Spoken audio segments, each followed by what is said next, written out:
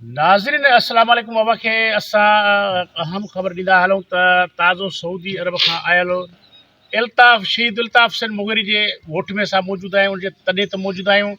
9 ॾींहं आहे शहीद खे जेको आहे हिन वक़्तु कंबर पुलिस उन जा क़ातिल गिरफ़्तार करण में तमामु नाकाम वई आहे। वधीक असां उनजो वाल साहब ऐं उनजो भाउ फ़िरियादी वेठो आहे। नाज़रीन कोशिशि कंदासीं उन्हनि जो जेको मौक़ुफ़ आहे उहो मौक़ुफ़ असां अव्हां जे ज़रूरु शेयर कंदासीं। सही, अस्सलाम वालेकुम। हिन महिल ताईं कुझु मिले क्यों दिलासा ॾे। अॼु सुभाणे से हाज़ुर 2 टे ॾींहं तरसूं हाज़ुर बि कंदासीं, लॻा पिया आहियूं, कोशिशि में लॻा पिया। अॼु ॾींहं ताईं त को नतीजो कोन निकितो साईं। इन करे महिरबानी कयो, अलाह कंदो अलाह जो हबीब जॾहिं रियासत में वेठा आहियूं, वॾेरा बि आहिनि, सभई इहे दिलासा ॾियनि था कि हाज़ुर बारक अलाह थिए, अलाह जो हुकुम थी वेंदो। पोइ इन आसिरे में वेठा आहियूं, अलाह अलाह कयूं था, अलाह बहितर थी कंदो, अलाह जो हबीब।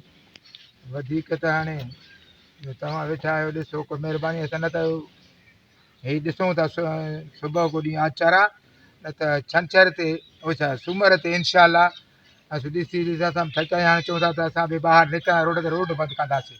पोइ जेको थियो, जेके आया DIG ईंदो त पोइ उथंदासीं, न उथां तंबू हणी वेही रहंदासीं रोड ते। इनशा इहा ई उमेद आहे।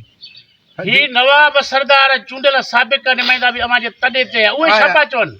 उहे चवंदा रखो अलाह ते कोशिशि कंदासीं, काॾे वेंदा ज़ाहिर थींदा। हिननि जो इहो ई चवणु आहे।